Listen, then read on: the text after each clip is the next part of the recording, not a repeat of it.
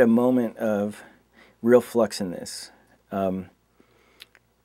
Because when I wrote the book, The Abstinence Teacher, I wrote it as a kind of reaction to the 2004 election, and to that sense I had at that point that there's just this yawning cultural divide between the blue states and the red states, and that we're living in two entirely separate realities. And what I wanted to do was try and get those two realities into one town, so create a kind of microcosm of the culture war. By the time the book came out in 2007, I don't think I was alone in feeling like the culture war had sort of died down. There'd been that watershed election in 2006 where the Democrats had kind of taken over the House. You know, Bush had gotten so mired in the debacle of Iraq that his social agenda kind of fell apart. There'd also been a series of scandals involving, you know, the Reverend Ted Haggard, Mark Foley, all these sort of guardians of morality on the right had once again exposed themselves as, you know, hypocrites to some degree or other. But by the time, then a year went by, McCain is running, and he's running as the one Republican who didn't seem to have a very strong cultural and social conservative agenda.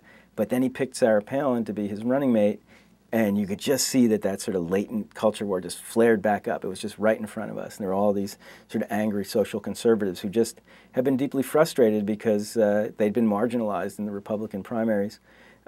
But in that period between, you know, around 2007, there was this real sense that the monolithic voice of the evangelical right had started to break down.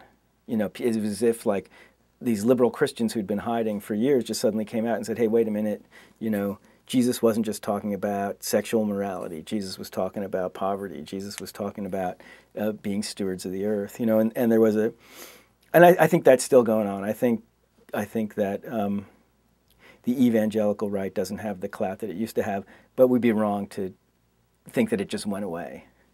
It's there, but it's not going to dominate the Republican Party for the way it did in the sort of Karl Rove, George Bush manner.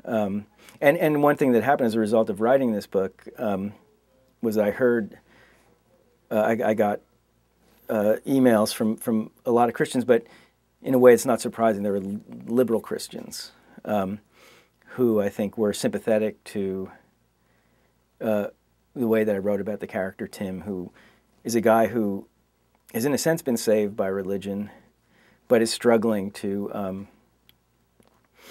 really figure out how he can live his life in a Christian way. It's not, you know, it's hard and it's a struggle, and certain things make sense to him and certain things don't. I mean, he's a kind of searching Christian figure, and I didn't get a whole lot of flack from the far right because I just don't think they read novels, and I don't think they read novels like this for sure. But I did get a lot of really interesting responses from liberal Christians who I think felt like a lot of the book rang true to people that they'd known and struggles that they'd had with you know, trying to live a Christian life, but also, you know, have a kind of more flexible or tolerant set of moral standards, particularly around sexual issues.